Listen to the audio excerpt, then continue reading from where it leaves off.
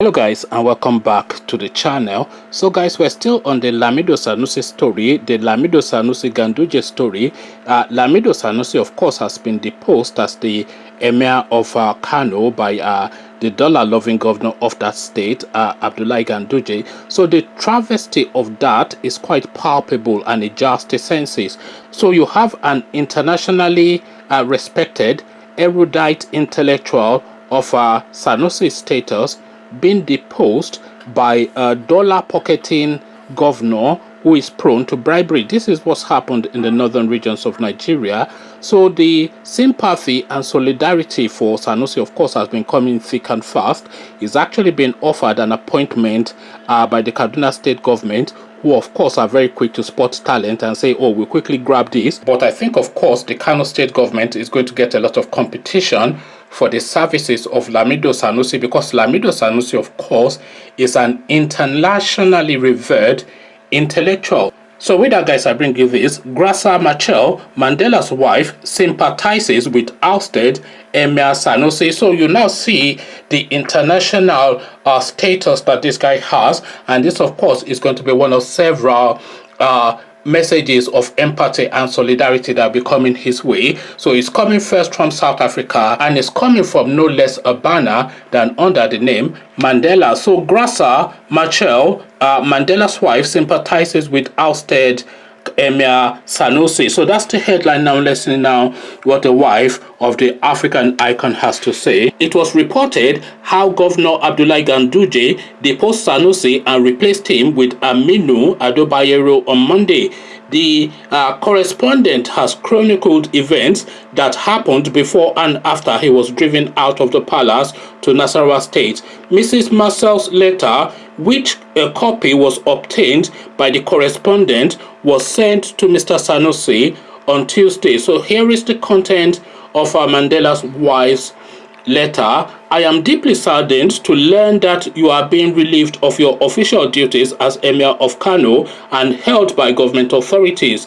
I am sending this message of solidarity in the hope that it provides you in some small measure with reassurance and a degree of comfort that you are not alone in your valiant struggles to confront corruption and the social ills burdening northern Nigeria. Your influential voice as a man, as a traditional leader, and as a religious authority in challenging the status quo is sorely needed, not only in Nigeria but throughout Africa.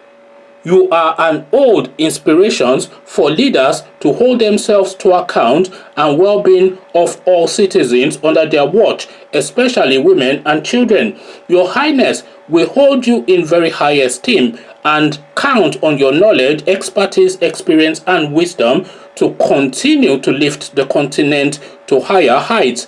We proudly count you amongst the Graça Machel Trust International Board of Advisors and stand with you in your courageous effort to speak truth to power. We are here for you should you feel there is something we can do to assist during these challenging times. Your convictions are powerful ones that ring loudly in the hearts and minds of all those who value human dignity and equality, and the causes you are fighting so steadfastly for cannot be silenced. Rest assured that critics of progressive thinking and action find themselves on the wrong side of history. Please remain strong and resilient. We are praying for your safety and your freedom.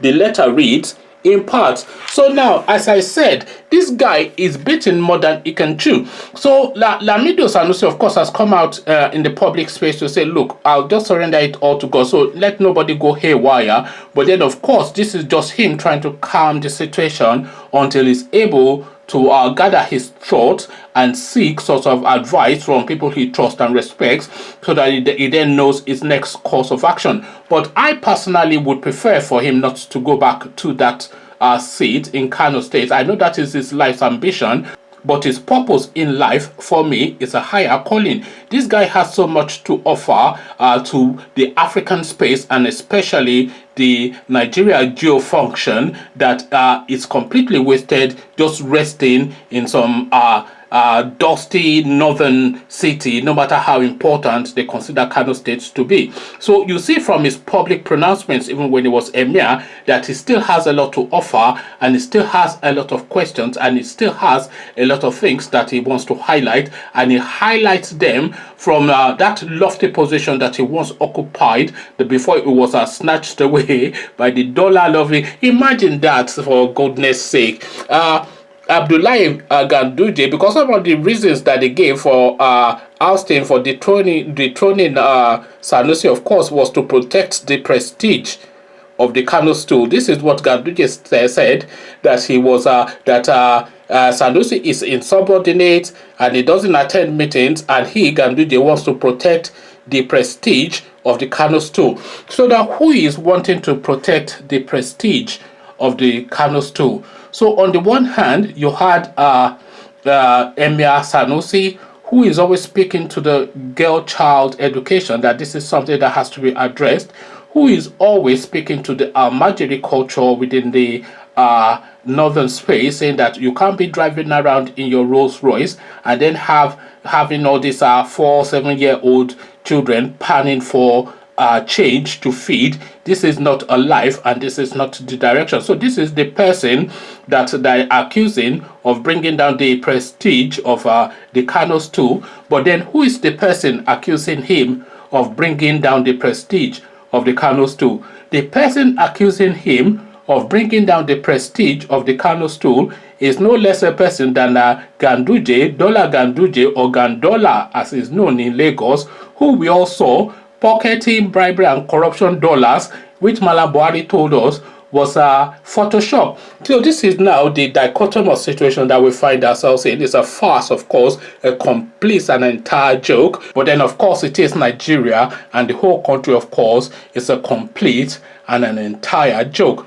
Conversations in the comment section, the solidarity that is coming in the direction of the Emir of Kano will be sufficient enough for him not to have to even consider returning to that place anymore. Because you have to understand that this guy is an experienced financial man. He's headed, I'm not quite sure which bank he headed in Nigeria before he then went on to be the governor of the Central Bank of Nigeria. And when Sanusi was the governor of the Central Bank of Nigeria, on at least 2 occasions that I can recall, probably more, the International Magazine for Banking, which is not a Nigerian-based thing, this is a magazine of peers, so this is a peer review effectively. So the International Magazine for Bankers on 2 occasions actually had on their front page Sanusi as the banker of the year. So you have to consider that there are bankers in Switzerland, London, New York, etc., France, Germany, all over Africa, the Middle East, and Asia. But the person, just in terms of the impact that he was having on the space that he occupied, the person on 2 occasions that the International Banking Magazine, which is one of the most respected, if not the most respected banking magazine on the planet, put this guy on their front page as the banker of the year. So the quality of the guy is there, and the offers are going to be coming thick and fast. El Rufai, of course, not one that is slow in moving forward, has quickly moved to try and give him a position within Kaduna State, because of course he needs that brain to actualize his plan for the state, to give him ideas and point him directions, etc. But then the competition, because I'm expecting my own state or your state to go after that like Sanusi as well, because Sanusi, of course, is a pan-Nigerian man. He doesn't narrow himself to any region. So we need to compete in Oyo State for that Sanusi as well, because we need his services in Oyo State too. And the international community, of course, will fight us for him, because I'm sure there are trust funds, there are investment funds, there are banking bodies, the World Bank, etc. Everybody will come after this guy with offers. So this is now what is going on. The pedigree of Lamido Sanusi and the non-entity that is Abdullahi Ganduje, and that is I said dichotomous once, I'll say that again. That is the dichotomous situation that we find ourselves in Nigeria. Come share thoughts about all this with me in the comment section. The Mandelas have already given him their assent, a pat on the back. What part are you giving on the back, and to whom? Abdullahi Ganduje, or the former now Emir of Kano, Lamido Sanusi. Come share thoughts about all this with me in the comment section. But before you do that, click on the red subscribe button so it turns gray. Bell button notifies you every time I drop a new video. Then come tell me what you are making of the farce that we call our country, Nigeria, in the comment section, because I consider it farcical, but you can disagree with me. But come disagree in the comment section. So I'll leave you here. Carry this conversation on with you in the comment section. But here, I say, peace.